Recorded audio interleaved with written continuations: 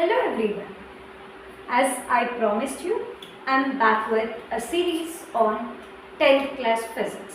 So as you all know, the first lesson of physics is reflection of light on curved surfaces. Am I right? So first, let us understand that there are three particular terms in this particular heading. They are reflection, light and curved surface. Let's try to start with what light is. So basically light is a form of energy, and this form of energy travels at a speed of 3 into 10 to the power of 8 meters per second. Another interesting point about light is it always travels in a straight line. So now what happens, why are we talking about this is, when light is traveling at a speed of 3 into 10 to the power of 8 meters per second, it undergoes three interesting phenomena. They are reflection, refraction, and then comes total internal reflection. So as our heading is reflection, we are going to focus only on the first phenomenon, which is nothing but reflection. What is reflection? When light is traveling and it hits an opaque body, okay? So when a light travels and when it hits an opaque body, it bounces back.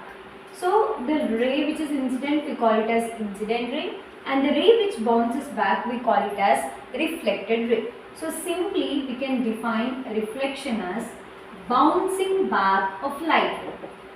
So what do you mean by reflection? It is nothing but bouncing back of light.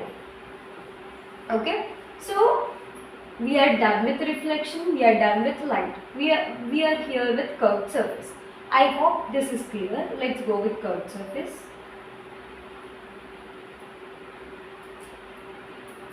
So coming to the surfaces, so basically there are two different types of surfaces. One is plane surface and the other one is curved surface. So this curved surface is again of two types, that is nothing but concave and convex. Here always remember, in your first lesson we are going to deal with mirrors. Whenever we talk about reflection, here in this particular lesson we are going to focus on mirrors. And in terms of mirrors, remember, concave mirror is always considered as convergent mirror. Next, convex mirror is always considered as divergent mirror. So I'll make you understand what this convergence and what this divergence mean. But today let's just focus on the basic terminologies related to a curved surface.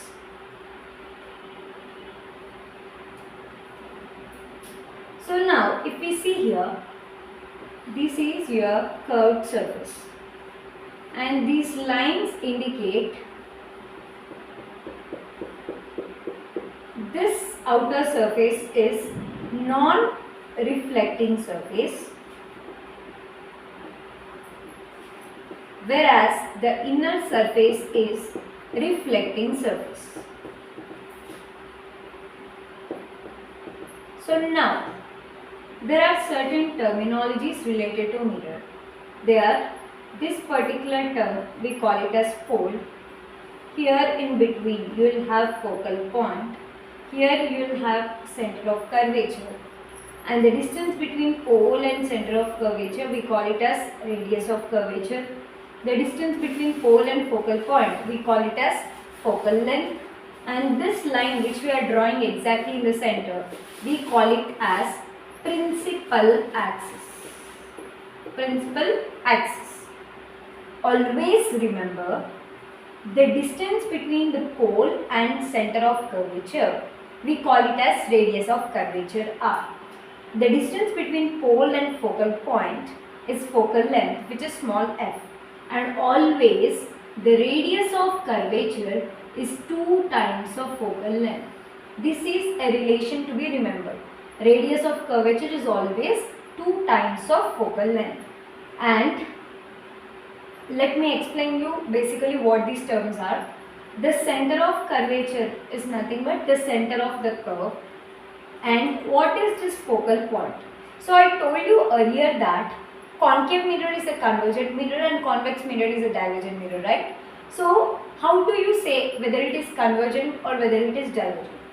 If all rays meet at a point, if all rays are meeting at a point, that is nothing but convergence. If all rays are moving away from one point, we call it as divergence.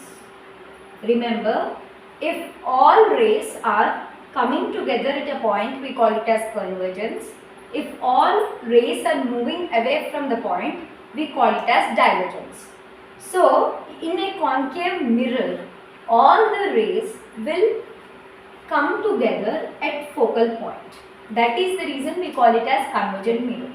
In convex mirror, all the rays move away from the focal